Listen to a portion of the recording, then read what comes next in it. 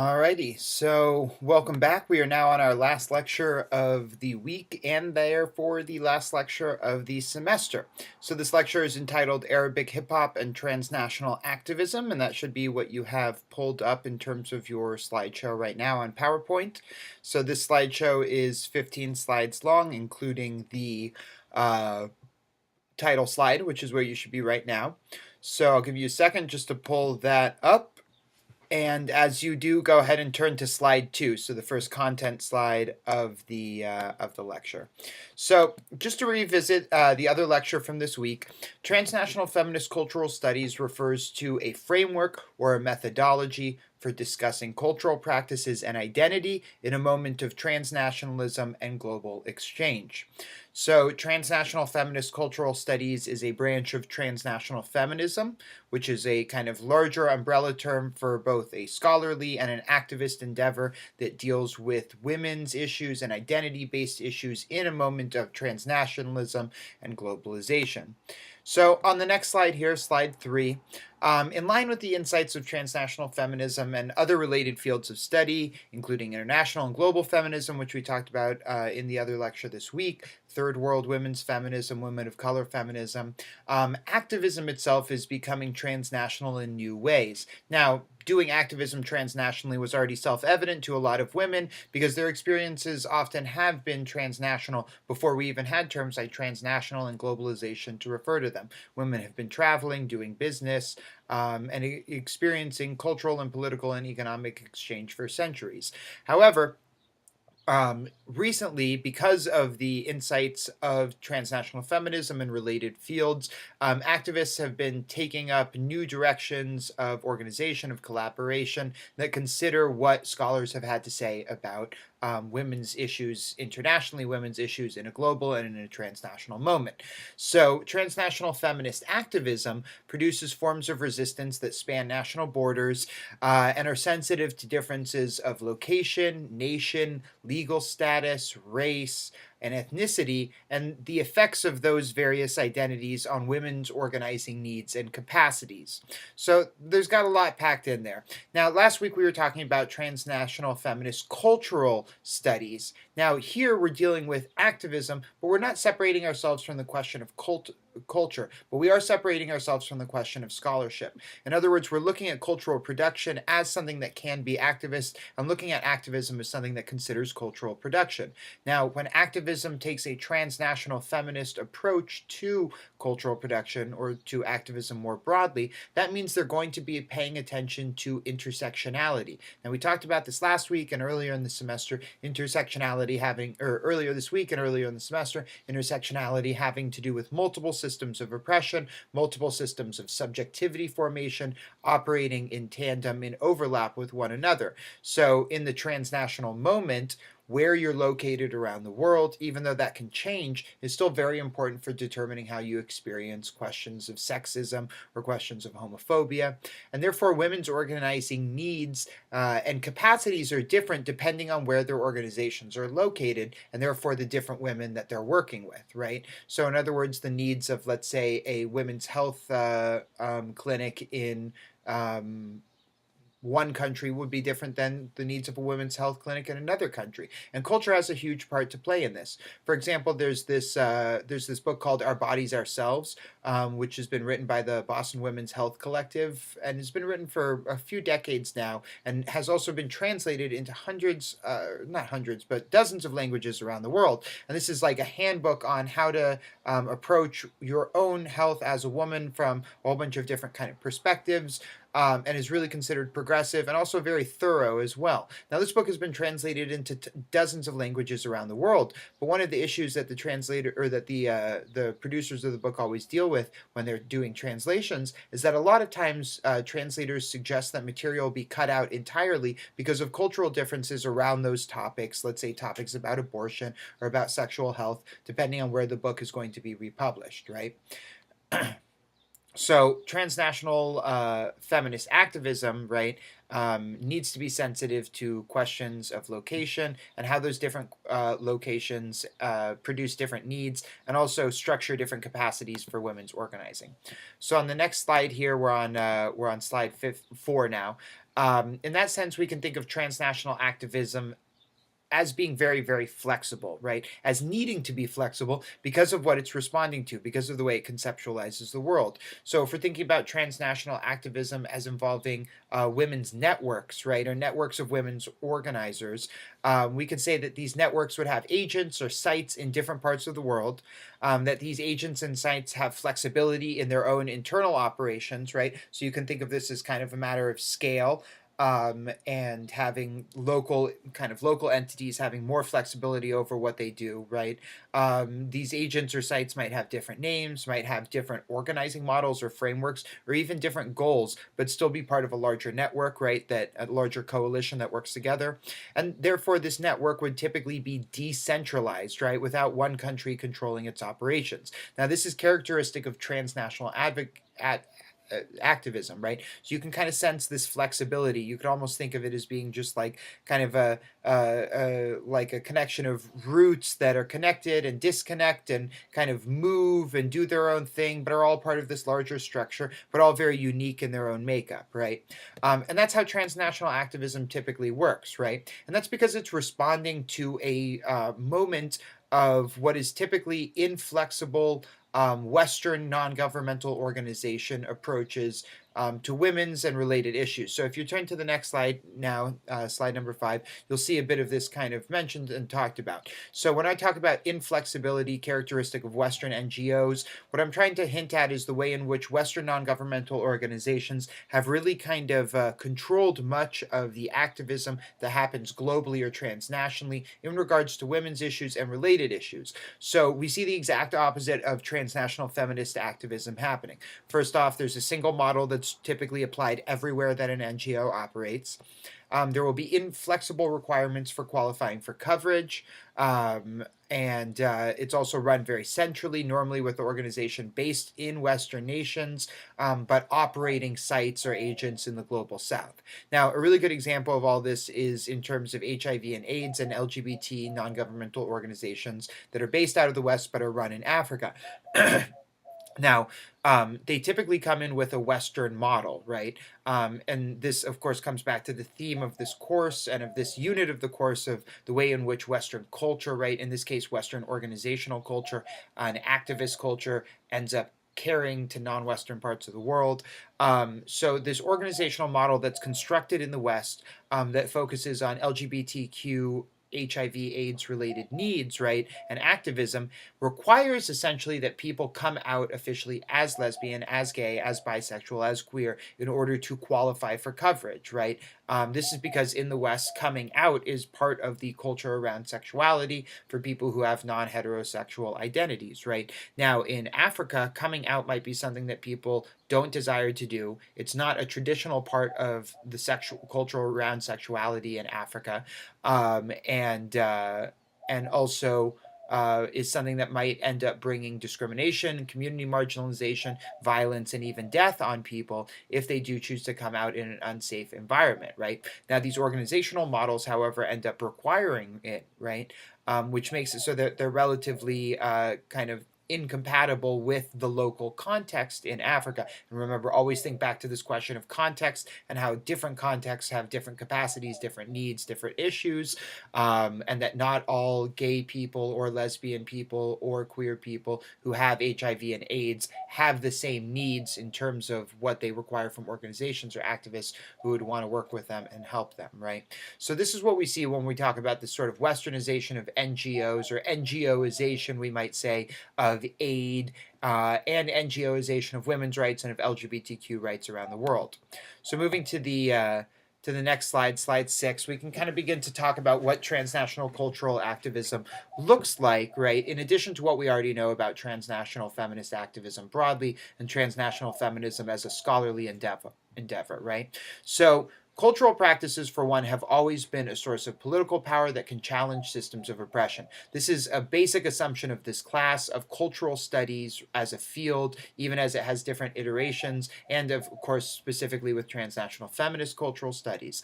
However, the transnational moment and its demands on activists make culture an ever important terrain of organizing. So, in the transnational moment, right, as we see the shifting role of the nation state, the decreasing role of the nation state, and at the same time that we see kind of this opening up of previously existing borders to cultural exchange around the world, it means that cultural production and cultural consumption are ever more important terrains to kind of fight these battles against systemic oppression, because now you have the option of reaching people in new and novel ways through those terrains, right? And we can think specifically about like social media and about the internet, about communication technology, etc. Now, cultural practices also are often flexible, decentralized, dispersed, easily spreadable, and adaptable to different contexts, which makes them the perfect thing for responding to these changes in the transnational moment, right? And taking seriously the consideration of transnational feminism in terms of its approach to different contexts and the different needs of different women in those different contexts, right?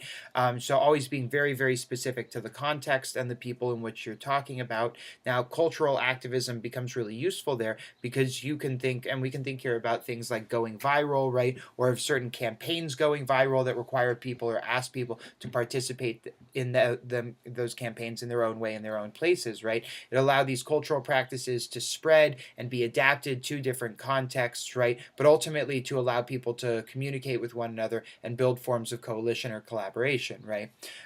So culture is an ever important terrain to consider when thinking about activism in the transnational moment. On the next slide here, slide 7 of 15, one of the reasons that people fail to really understand this is because of how we oftentimes think about culture. So first off, oftentimes people think about it as being individualized, right? About the artists themselves who are producing the works, or just about the consumer themselves who's enjoying a work, right? And to that degree, we also oftentimes think about culture as for pleasure, right? As something people engage in for fun because it brings them enjoyment, right? As a result of this, people think of it as being removed from the question of the political.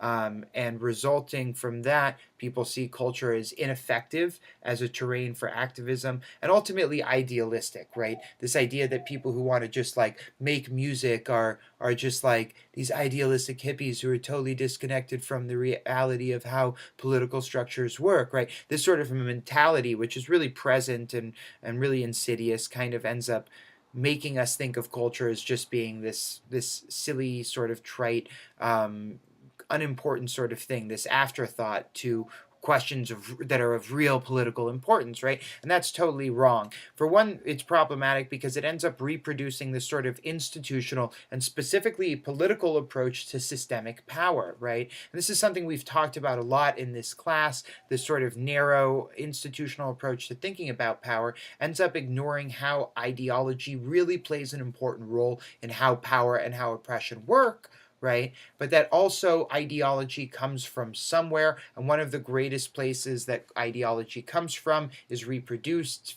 in, is learned from, is culture, right? Therefore, turning to the next slide here, slide 8, it's important to think about cultural practices as having political potential, the power to unseat the operations of systemic power, right? Cultural production, in a way, can be really insidiously ideological, right? It is essentially ideology masquerading as a neutral cultural artifact, right? Like, people don't realize to the huge degree to which we are affected ideologically by our cultural surroundings, our cultural practices, without even really thinking of them as being ideological and therefore political, right? And therefore powerful. We do so many different things every single day that we just kind of don't think twice about because they're neutral to us, even though our ideology very much emerges from those ritualized sorts of practices, right? We consume culture all the time without being attentive to how it affects our thinking. So again, to link this all back together, this makes cultural activism really, really, really important because it allows us to intentionally affect ideological belief systems in ways that can potentially unseat power relations. So moving to the next slide, slide 9. Um,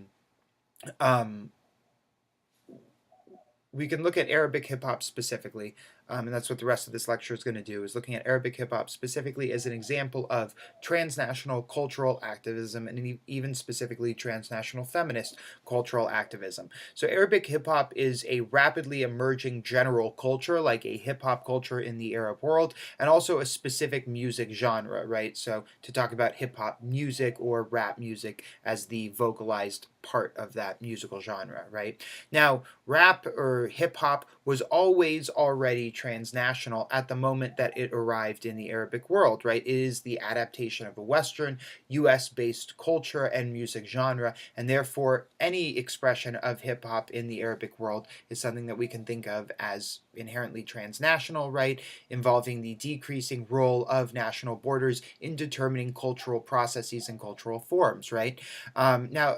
It's important to stress that this isn't just like an intentional parroting of Western rappers or artists, right? It's not like a perfect one-to-one recreation of an American rap style or various rap subgenres, right? Music from the United States, hip hop style music is adapted to and blended with Arabic classical music and other Arabic musical styles and vocal styles, right? In ways that produce arguably a relatively distinctly Arabic hip hop sound, right? That range all the way from sounding like kind of traditional US early 90s rap music all the way to something that almost sounds like classical Arabic music with rap on top of it, right? Now, moving to the next slide, slide 10, Arabic hip hop as a culture really attracts two groups of people in larger numbers than others. So, first off, young people, right, being the majority of people who listen to rap, who go to rap shows, who produce hip hop music, right, is young people. Young people of both genders, right, of all gender identities and sexual identities. But then also thinking in terms of gender, hip hop has a strong appeal to men, right, draws a large number of men to its shows, listening to its music as well, and therefore is you kind of naturally would start to think, okay, I can look to hip hop to learn something about masculinity and masculine desire, right? Now, as a culture, Arabic hip hop is oftentimes perceived as a Western import, right? Many Arabs look at hip hop and other Arabs who make rap music or other Arabs who like to listen to rap and think, oh, that's this Western import, right? It's a form of cultural imperialism alongside other forms of popular music, television, fashion, etc., right? Now, um, the reality is, right, or a different way of thinking about Arabic hip hop is something that is transnational, right? And that's not to say that something can't be transnational and culturally imperialistic. Of course it can, right? But Arabic hip hop is something that was always already transnational, right? Which is to say it is produced both inside and outside of the Arabic world, right? And many artists reside in the West, right? Many Arabic hip hop artists reside in Western countries due to the history of colonization and the effects of colonization that have forced so many Arabs outside of the Arab world into the West, right? Now, to address kind of this question of whether or not the presence of hip hop in the Arab world is a process of cultural imperialism or is an effect of cultural imperialism, it's important rather than to jump to the answer, which of course, you know, with it being what I study, my answer will likely be no. It's important to really think as a transnational feminist cultural studies person and to ask more questions and to learn more about the subject before coming to a conclusion. So turning to slide 11 right now, we can kind of liken Arabic hip hop to being a cultural imaginary. So it's a place where ideas about identity, about Arab identity, are contested and revised. It's a place where notions of authenticity, right, Arab authenticity, hip hop authenticity, are constructed.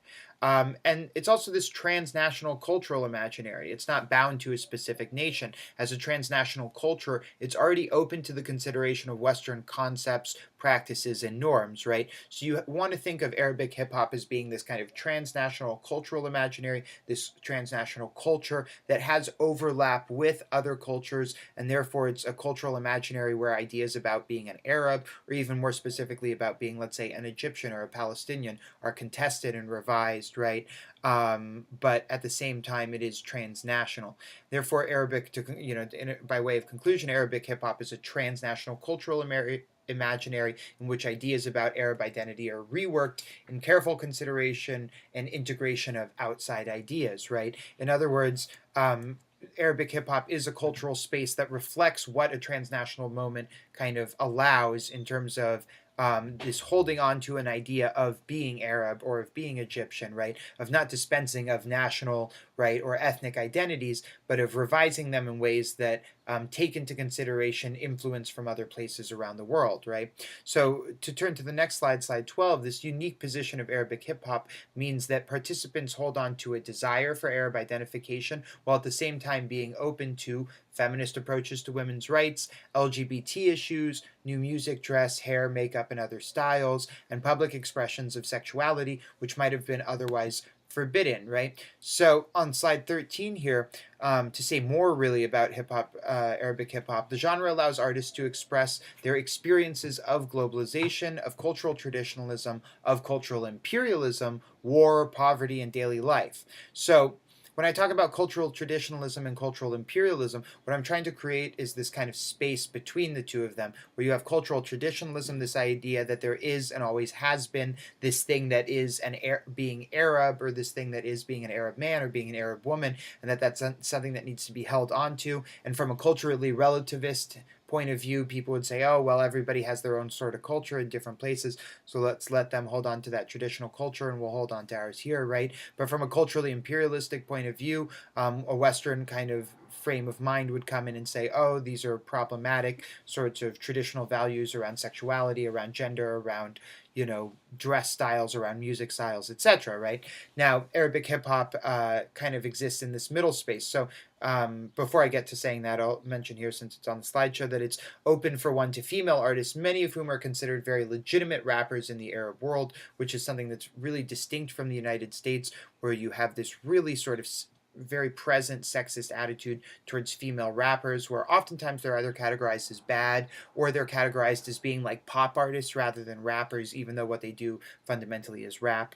Now, to return to this question of the space between cultural traditionalism and cultural imperialism or westernization, right? Essentially, what Arabic hip hop allows is, within its sort of transnational cultural imaginary, is an authentically Arab approach to women's and LGBTQ issues that treads a line between cultural traditionalism by challenging these, what they see as being problematic traditional views on sexuality and gender, right? But at the same time, not acquiescing to this idea that Western attitudes in general are better, or that the West is this better place than the East or the Orient, if we're thinking back to Orientalism, right? So Arabic hip hop is saying, like, we want to change LGBTQ issues, we want to change women's issues, but we want to do it on our own terms without wholly sacrificing, like, other aspects of Arabic culture, right? And without kind of acquiescing to this idea that the West is this superior place.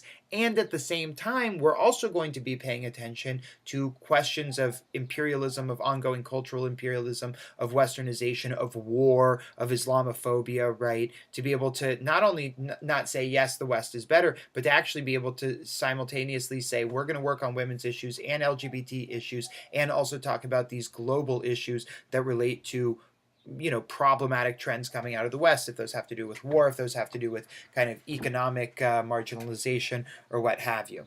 So turning now to slide 14, everything we've talked about has kind of been on the side of production, right? Like hip hop artists making songs in response to things that are taking place in the world. But consumptive practices are also important when we're thinking about the kind of radical potential of hip hop as a culture, Arabic hip hop as a culture. So first off, the clubs or bars that most hip hop that host hip hop are kind of seen as more liberal or open to Western ideas, and therefore kind of become safe spaces for queer people to come and express this sort of Arabic queer identity, right? So it's not to say that they're like, we're explicitly gay bars, right? Because again, the culture around sexuality is entirely different in the Middle East, in terms of not being built up about like talking publicly about sexuality and about your sexual identity, and has a different approach to what your sexual identity means for you than we see in the United States, for example. So you see these spaces end up kind of through association becoming safe spaces for people with non-heterosexual identities to come and express those identities in ways that intersect with their Arab identities. through the consumption of hip hop, right? In addition to that, and at those same spaces, you see this promotion of dance styles that might allow for the public display of sexuality through grinding and other sorts of dance styles, right? That might not normally be traditional or might be slightly frowned upon, right? In places where hip hop is consumed in the Arab world. And ultimately, they also give young people a unique cultural outlet and voice, right? An ability to access and recreate a cultural form that's kind of all their own. So if you turn now to the last slide, slide 15 of 15, you will see a link here to a video by DAM. And DAM is an acronym for the Arabian MCs, and they're a Palestinian hip hop group that's been around for close to 20 years now, and they are kind of considered or one of the original groups of Palestinian hip hop scene, and they're still producing music. And this is a music video for a song called "Who You Are," which I mean is just a different way of saying "Who are you?" Kind of asking the question, "Who are you?" To kind of to an audience that's out there. And the song and the music video that goes along with it are about women's issues in Palestine, in the Arab world. And when you watch the video, make sure you turn on closed captions to watch it. If you're in the online class at the U of A, there's going to be a question in the discussion section for this week online about this video. So make sure you kind of review this lecture and watch it. But you're going to see a lot of different things come up in the video that relate to gender, that relate to women's issues, but that also relate to Arab identity and also speak to kind of a transnational moment of westernization. So you'll see that there's multiple levels of criticism taking place in this music video, in this song, that kind of reflect what I was trying to get at in terms of this space between cultural imperialism and cultural traditionalism that Arabic hip hop creates, right? Now, you'll see in the video that there are critiques of the West and of Western countries, and you want to pay attention for those. You also see that there's this critique of internal Arabic sexism or traditionalism around sexism and patriarchy, right? So look at some of the different images and things that you see represented in the video and think about what they mean in relationship to some of the insights of this lecture. So that actually rounds out this lecture. So make sure you watch the video and answer all the discussion questions online, and pay particular attention to the articles on Arabic and Palestinian hip hop for this week, because there are going to be questions in the discussion section on those also. All right. Thanks so much. Take care.